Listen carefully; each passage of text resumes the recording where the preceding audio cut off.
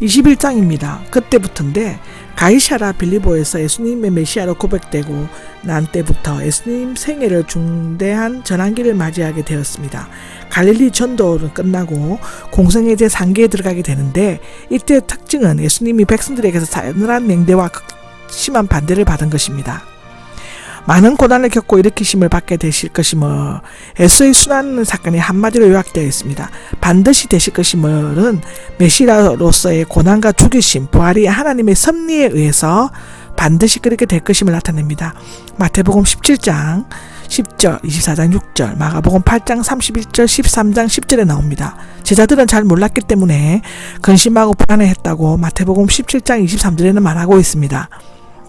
예수님은 사내들인 공회의 세 분류 구성원들인 장로들, 즉 민간 지도자들과 대제사장들, 주로 사두개인들인데 율법학자들, 주로 바리새인들에 의해 고난을 받게 되실 것입니다. 사실상 그들은 그리스도를 가장 앞장서 영접하고 환영해야 함에도 불구하고 정반대로 핍박하고 죽이려고 하였습니다. 사흘 만에가 나오는데 개혁 성경에는 제3일로 번역되고 밤낮 사흘, 즉 나흘이 아니라 우리나라식으로 중간에 하루를 넣는 사흘인 금토일을 가리킨다고 기록되어져 있습니다. 나무라기 시작했다는데 붙잡고 즉 겉으로 데리고 가서 손을 꽉 쥐었다, 강요하듯이 붙들다 의 뜻이라고 하는데 놀라움과 충격 속 스승을 꽉 붙잡고 호소하는 베드로의 모습이 상상됩니다. 나무라라는 꾸짖다, 비난하다, 경책하다, 결책하다, 책망하다의 의미가 있습니다. 백년기사의 수리아 신의 사본에는 마치 예수를 불쌍히 여기는 것처럼 이란 말이 첨가되어 있다고 하는데 베드로의 성격으로 볼 때는 그런 예수님을 불쌍히 여기거나 또는 비난하고 책망하는 어투로 강력히 만류했을 것입니다. 물론 그것은 주님에 대한 깊은 애정과 선의에서 비롯된 것임을 우리는 알 수 있는데 가장 큰 시험은 가장 많은 영광을 받고 난 다음 즉시 찾아왔습니다. 주님 결코 그럴 리가 없습니다. 라는데 하나님이 당신을 불쌍히 여기소서, 하나님께서 당신에게 자비를 베푸실 것입니다. 하나님께서 당신을 도우시기를 빕니다. 등의 뜻이 있다고 하는데요. 어역하면 하나님께서 긍휼을 베푸시고 도와주실 것이므로 그런 일이 결코 일어나지 않을 것이며 또 자신이 그런 일을 일어나지 않도록 하겠다의 뜻이랍니다. 만류하는 마음과 그런 일이 일어나지 않게 되기를 바라는 마음이 묘한 뉘앙스를 이루고 있다고 합니다. 23절에는 돌이켜가 나오는데 제2부정가고 수동분사로서 빠른 동작을 말합니다. 앞장서 가시다가 급히 뒤로 돌아서는 뜻인데 아마도 이때 베드로의 얼굴을 똑바로 쳐다보셨을 것입니다. 사탄아 내 뒤로 물러가라. 강야에서 마지막 시험을 당하실 때에 마귀에게 한 말과 같습니다. 마태복음 4장 10절을 보시면 됩니다. 물론 사탄이라고 말한 것은 베드로 자신이 아니라 그를 조종하는 사탄을 향한 것이었습니다. 베드로는 단지 인정에 끌려 예수님께 고통의 길을 피하고 쉬운 길로 가시기를 원하는 의도에서 한 말이었을 것입니다. 그러나 이 베드로의 말은 이전에 빵과 명예와 권력을 가지고 정치적 권위적 구원의 길을 택하게 하려던 사탄의 유혹의 말과 너무도 흡사하였습니다. 십자가를 피하는 것은 겟세마네 동산에서 엄습했던 무서운 시험이기도 했는데 베드로가 아버지의 뜻에 하늘로부터 오는 영감을 받았을 때 위대한 사도가 되었지만 아버지의 뜻을 떠나 인간의 혈육에 의지하여 유혹하는 자의 속삭임의 길을 기울였을 때 사탄의 하수인이 되고 말았습니다. 사탄은 인간의 도덕심이나 인정, 정의감을 이용하여 하나님의 일들보다는 사람의 일들만 생각하게 함으로써 하나님에게서 떠나게 하는 자신의 종으로 삼아버립니다. 넘어지게 하는 것 걸림돌인데 거침돌, 부딪히는 돌, 미끼를 단 지팡이, 올가미, 덫의 뜻인데 베드로는 반석으로 불렀지만 오히려 예수님을 넘어지게 하려는 거침돌이나 덫이 되고 말았습니다. 더욱이 예수님을 부인했을 때 돌멩이나 조약돌만도 못하였다고 기록되어져 있습니다. 4절입니다. 말씀하셨다가 나오죠. 예수님의 가장 중요하면서도 도덕적인 말씀 중 하나이며 예수님을 뒤따르는 제자들 및 참된 본질에 관해 언급하고 있습니다.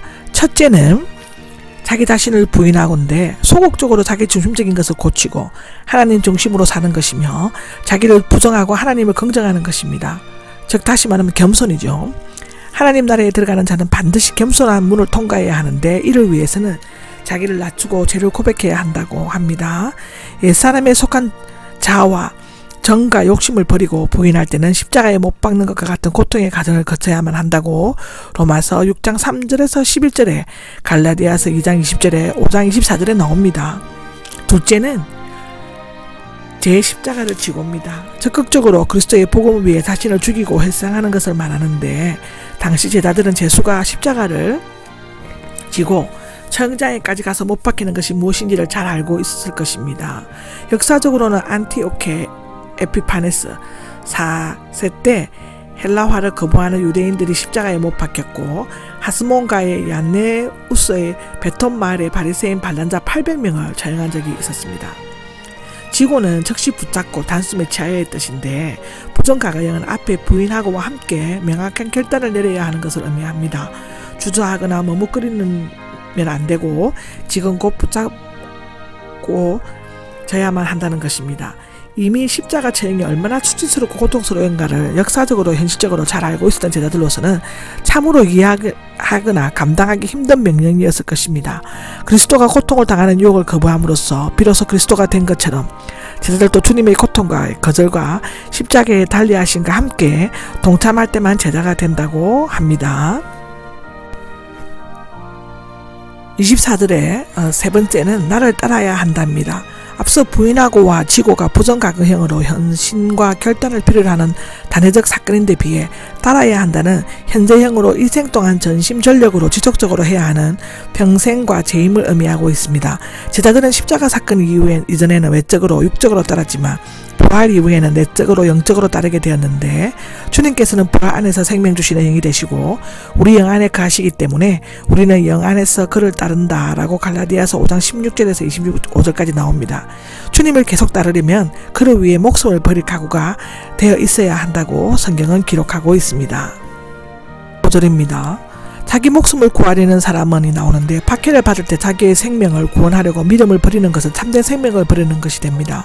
원래 목숨은 여러 가지 의미로 사용되고 있는데, 예를 들면 영혼, soul, life, 목숨, soul은 58번이나 나오고 life, 목숨, 생명은 40번이 나옵니다. mind은 마음, 정신인데 3번이 나옵니다. heart은 마음인데 1번 나오고, 목숨은 그리스도와 연합한 영혼의 영적 생명, 사고하고 느끼는 것이며 일반적으로 육체 안에서의 생의 원리라고 정의되어 있지만 다양한 의미와 개념을 함의하고 있으므로 그때마다 전후의 문맥을 살펴보아야 합니다. 사도행전 27절에서 27장 37절에 나옵니다. 목숨을 찾을 것이다가 나오는데, 구하려면 잃을 것이고 잃으면 찾을 것이다. 이것은 부정과거 가정법으로 이미 결정적으로 된 사실을 나타냅니다. 생명의 역설법은 예수님의 십자가에서 실제로 확정하셨는데, 예수님의 십자가에서 목숨을 버림으로써 부활하여 생명을 찾으셨습니다. 이 역설적 진리가 가능한 것은 예수님이 참 생명의 주인이시기 때문이라고 요한복음 1장 15장에도 얘기하고 있습니다. 26절입니다. 26절에 온 세상이 나오죠. 세상적인 온갖 부귀와 영화를 총체적으로 표현하는 말이며, 인간이 소유하려고 생각할 수 있는 성공의 최고의 정점입니다. 그러나 이 모든 것은 현세엔 다 얻는다 해도 제오심파 때 단 하나뿐이고 오직 한 번뿐인 목숨을 잃어버리면 아무런 소양이 없다는 것입니다. 온 세상이냐 자기 목숨이냐, 하나님께서는 우리가 영원한 가치 있는 것을 선택하기를 원하셨습니다. 록기 1장에 나오고 히브리서 11장 25절에 나옵니다. 앞에 25절에 목숨과 똑같은 단어이지만 영혼으로 번역한 것은 온 세상과 비교될 수 있는 단어는 육적인 의미의 목숨보다는 영적인 의미의 영혼이기 때문이라고 합니다. 목숨이나 영혼 두 가지의 의미로 사용되는 것은 하나의 역설적인 언어 유해입니다. 구하는 것과 잃는 것도 마찬가지인데, 잃으면 어떤 사본에는 개에게 던져주는 떡 부스러기로 사용되었는데, 사람이 생명을 잃으면 떡 부스러기처럼 전혀 쓸모없는 것으로 되고 만다는 의미를 지닌 것이라고 합니다. 1절입니다. 그 행한 대로 갚아줄 것이다가 나옵니다. 행하는 행한 일, 활동을 의미하는데, 영광이나 형벌의 등급은 첫째로는 얼마나 많은 양의 빚, 지식을 받았는가, 두 번째로는 받은 빚은 어떻게 사용하는가, 어느 정도의 신실했는가 아니면 신실하지 못했는가가 될 것입니다. 갚아줄 것이다는 구원은 전적으로 행위가 아닌 믿음으로 말미암아 은혜의 선물이다고 에베소서 2장 8절에는 말하고 있습니다. 이미 구원받은 자는 현세의 삶에 대한 평가를 받게 되고 그 행위에 따라 상급이 주어지게 될 것이라고 고린도전서 3장 8절, 디모데후서 4장 6절에서 8절, 요한계시록 20장 13절에서 22장 12절에도 얘기하고 있습니다. 예, 마지막 28절입니다. 인자가 자기 나라에 오는 것을 보게 되는 그날까지가 되는데 해석하기 어려운 난제이라고 합니다. 문제가 되는 것은 여기서 있는 사람들, 즉 제자나 둘러서 있는 무리들 중 얼마나 예수님이 자기 나라에 오는 것을 보게 될 날이 올 것이라는 언급입니다. 그날에 대해 오순절 성령 강림 사건, 예루살렘 멸망이라는 의견은 실제로 그리스도께서 임하셨다는 증거가 없으며 예수님의 재림 때라는 의견은 아직 이루어지지 않았으므로 가능성이 적습니다. 또한 일반적으로 그리스도께서 여러 방식으로 시대와 장소를 초월하여 오시는 것을 나타낸다는 의견은 실제로 예수님 앞에 서 있는 사람들은 볼 수 있다는 말씀과 어울리지 않습니다. 마가의 병행 구절과 베드로의 기록을 종합해보면 이것은 변화산에서 세 제자가 본 것이거나 아니면 예수님의 부활을 가리킨다고 볼 수 있는 것입니다. 그러나 무엇보다도 중요한 것은 하나님의 나라의 징조에 대해 지나친 추측을 하기보다는 주님이 언제 어디서 오시든지 간에 영접하고 심판받을 준비를 해야만 한다는 사실입니다. 자기 나라에가 나오는데 그의 나라, 즉 왕국의 뜻인데 나라는 왕권이나 왕의 통치를 의미하므로 왕권을 가지고로 번역할 수 있습니다.